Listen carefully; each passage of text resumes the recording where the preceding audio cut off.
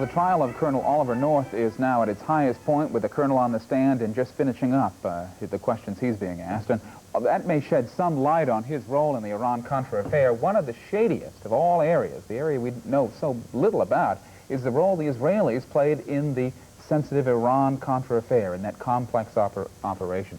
Israeli author and columnist Samuel Segev is here to discuss that and other issues regarding the United States and Israel and the Middle East. Thanks very much for being here. Thank you for having me. All right. I think it's true, certainly, that most of the American public, in fact, most of the public probably doesn't know a lot about Iran-Contra and knows practically nothing about Israel's role in this affair.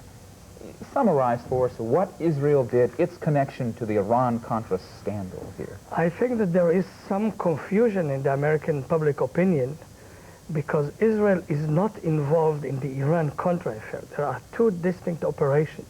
One is the Contra and one is the Iran. Israel has nothing to do with the Contra problem.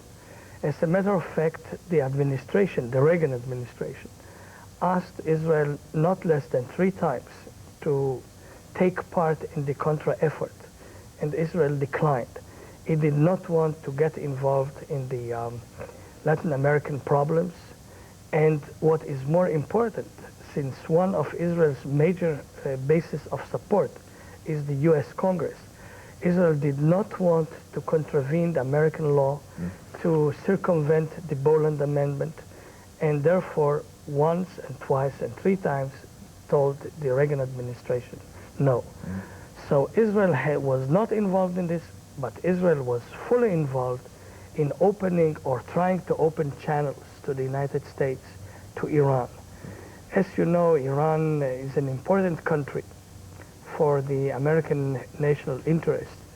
It was an important country under the Shah.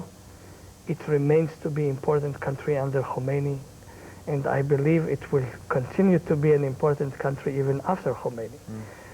So the problem for the United States was to overcome some kind of the hatred and animosity toward the Khomeini regime, the rhetoric of the Khomeini authorities, the burning of flags and so on, and try to look beyond that animosity and to see where lies the real national interest of both parties. And the U.S. used Israel to be its sort of entrance to that, to do that, to help Not it only do that. the U.S., but also Iran. Interestingly enough, despite the fact that Khomeini decries Israeli politics and calls Israel one of the biggest enemies, if the United States is the big Satan, Israel is the small Satan because of its size and so on.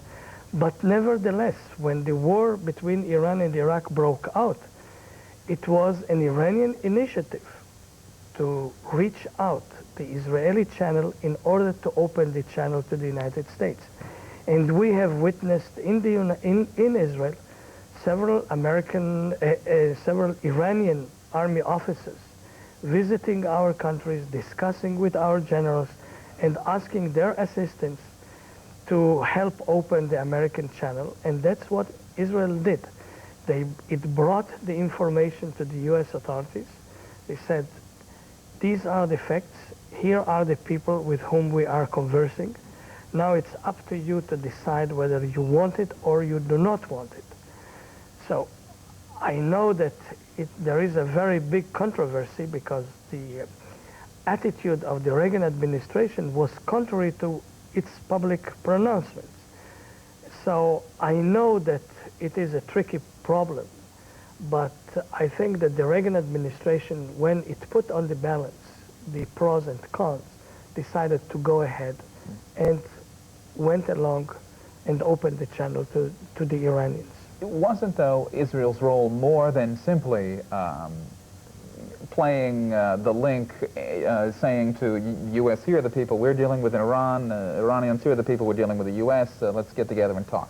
It played another role as well. Well, the role that Israel played at the beginning was supplying American-made arms with American permission to the Iranians. Even though Ronald Reagan was saying publicly that we were not doing it, Israel in fact was doing it for the U.S. But in the second phase, beginning January 1986, it was a direct American supply, not Israeli supply, direct American supply to the Iranians via Israel. Israel was used as a kind of a logistic base, as a transit base, but Israel did not play any role in this supply.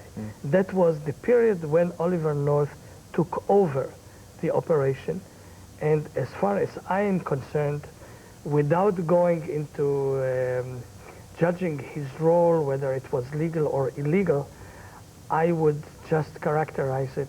I think it was a stupid action, very badly meant and with lack of professionalism, and without saying what will be the verdict by the end of his trial, whether he's innocent or guilty.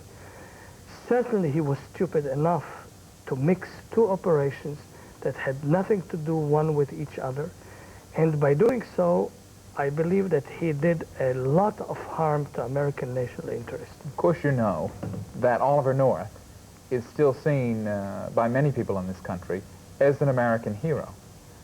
You, in fact, are saying that Ollie North blew it. He linked a good operation between the U.S., Israel, and Iran to sort of get talking with that part of the world again after the Shah is gone, with this Contra affair that indeed was a leak. Well, he may still be considered as an American hero by many people in the United States or elsewhere. Right. But judging according to the facts and according to what I know, I think that he really blew it, because he went beyond his authority. I think that he mixed two operations, very complicated, which ought not to be mixed. And what is more important, having no background of Middle Eastern diplomacy and having no background of Iran and the importance of Iran, he saw in Iran as a golden opportunity to sell arms in inflated prices in order to divert that money to the country. And eventually it didn't go, because as we know, and it has been proven, that most of the money is still sitting in secret private bank accounts of General Secord and Albert Hakim in Switzerland, and very little of the amounts were diverted to the Contras. So here were two problems. One, stupidity, and the other one I would call greed, that caused to the blowing up of the whole operation. And what he did even worse, one of his major contacts that he was with him from the 85 until late 86 was at a certain point circumvented, and the second channel was opened. Had he understood the mechanics of Middle Eastern modus operandi, he would not have done it, because the moment he betrayed one Iranian, he had no interest in keeping it secret. And indeed, he blew it up and exposed it. Why you have been, publications in this country have said that really you're the first investigator to really take a good look at Israel and bring them into, shed light on what their role was. Why? Why are you the first? Because even before the downfall of the Shah, there were very close relations between Israel, the United States, and Iran. In fact, for a long time. For a long time, since the early 50s. As a matter of fact, the United States helped establish the contacts between the Iranian Savak and the Israeli Mossad, and it was the CIA who orchestrated the whole operation that had developed with the years into a semi-official alliance, although it was not public, although it was not formal. And I say that after the United States, under the Shah, probably Israel had the most intimate relationship with Iran, more than with any other country except the United States. And it was really very close relationship, closely monitored, orchestrated by the United States until the downfall of the Shah. So there was an alliance between the CIA, Mossad, and Savak The secret sort of police, secret service of all three of those countries working together. It began as such, and it became an alliance between the United States, Iran, and Israel, not just between their security organizations or secret organizations, but the countries and the governments. The name of your book is, again? The Iranian Triangle, and the subtitle is The Untold Story of Israel's Role in the Iran-Contra Affair. Well, we are going to run. We certainly appreciate you coming on our show and telling us what you can about Israel's role. People can get your book in most local bookstores? Everywhere. It was published by the Free Press, a division of Macmillan of New York. So it's around. It's there. And you're going to be in Connecticut for a while yet, speaking publicly about some of these things. Very good. Nice to have you. Thank you very much for having me. Very good. Well, thanks again.